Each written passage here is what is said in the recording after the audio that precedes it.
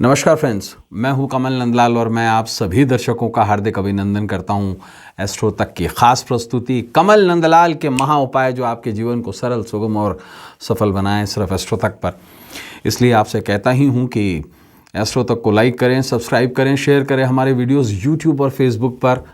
और साथ ही साथ एक बात, शेयर तो बनता है, क्योंकि आपका एक शेयर बहुत बड़ा पुण्य का काम करता है। किसी के जीवन में आशा की किरण जगाता है, निराशा को आशा में बदलता है। इसलिए शेयर ज़रूर कीजिए।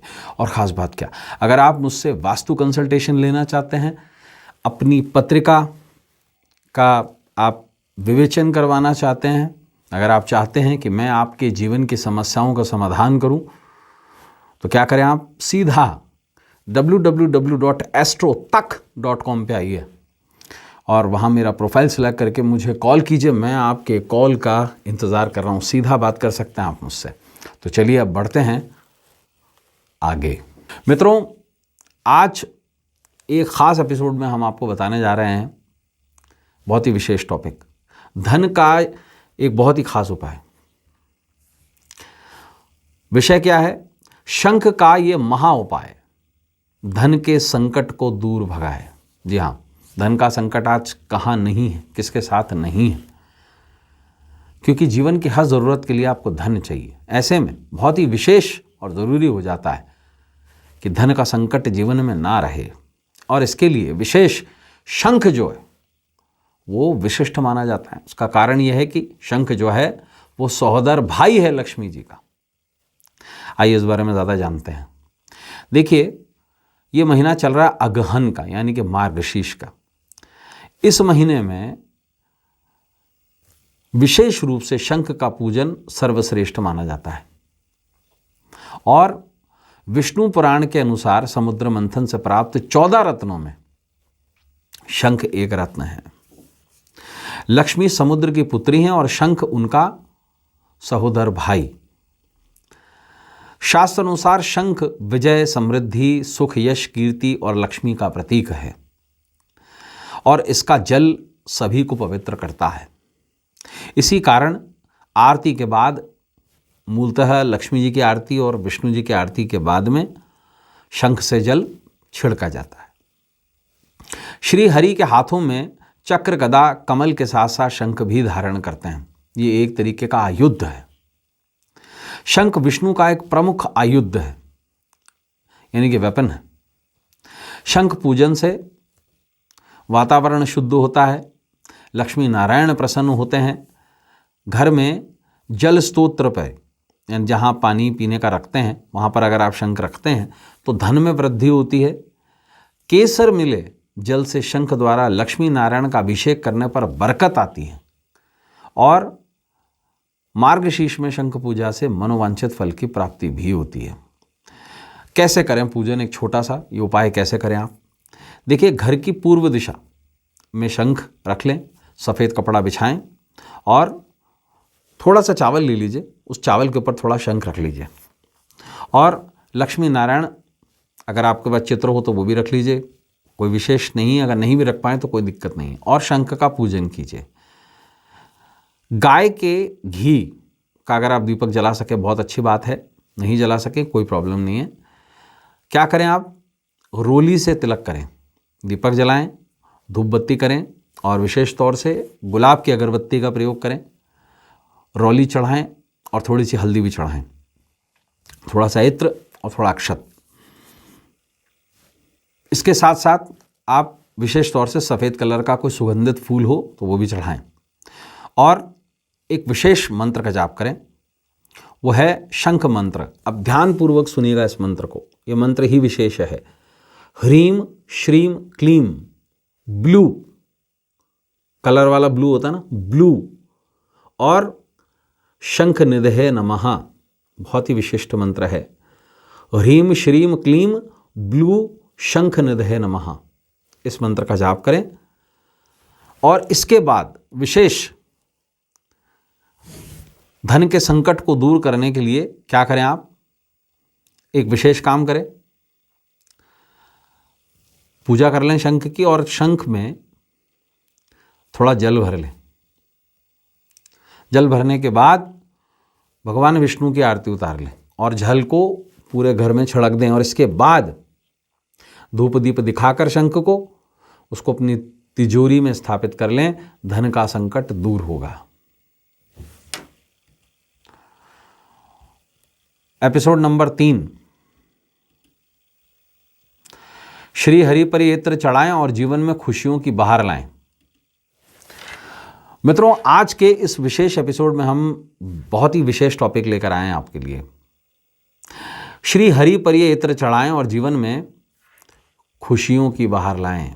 जी हाँ, खुशियां आएंगी, निश्चित आएंगी, अगर आप इस उपाय को ढंग से करते हैं। देखिए,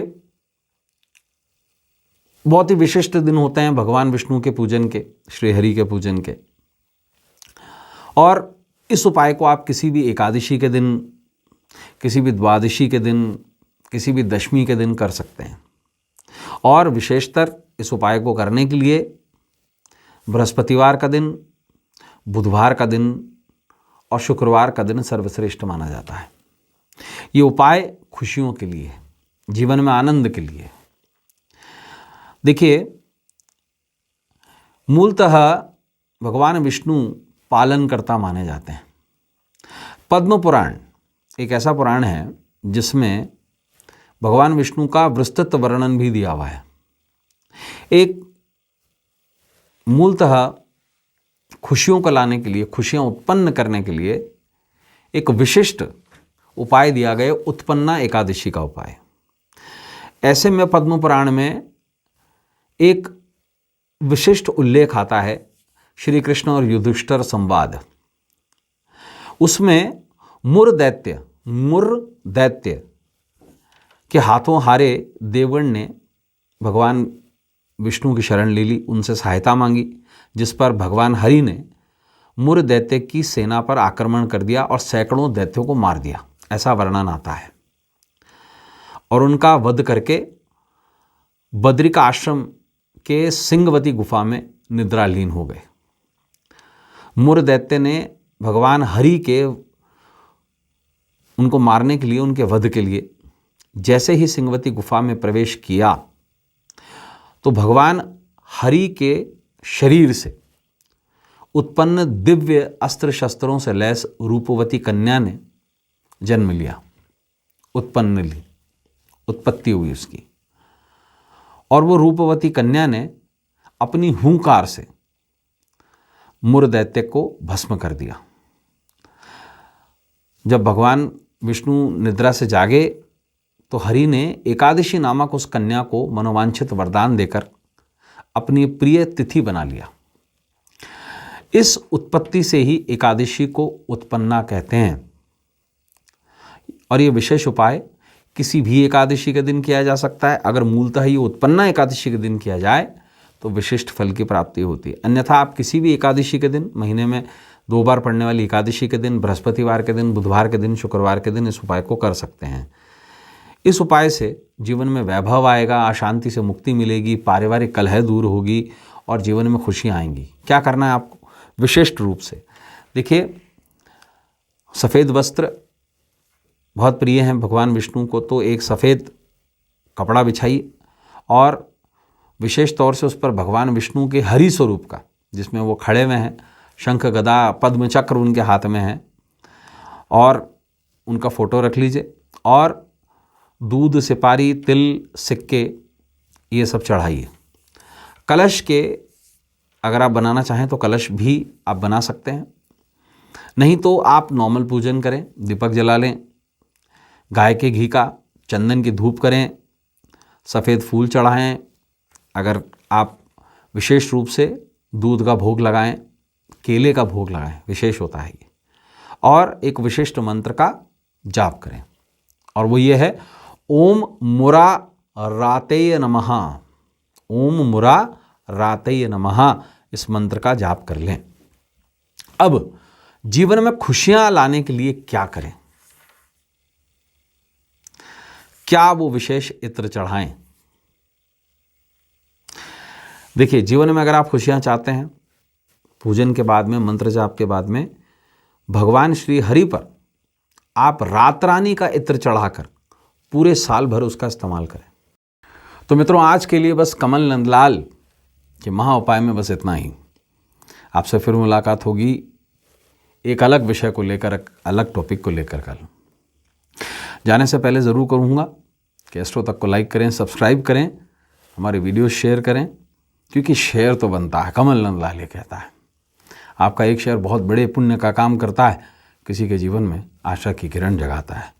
और ख़ास बात ये कि अगर आप मुझसे एस्ट्रोलॉजी, वास्तु, न्यूमरोलॉजी के माध्यम से कंसल्टेशन लेना चाहते हैं, अगर आप मुझसे डायरेक्टली फ़ोन पर बात करना चाहते हैं, तो क्या करें, आप www.astrotak.com पर आएँ और मेरे प्रोफाइल पे सिलेक्ट करके डायरेक्टली मुझसे बात करें।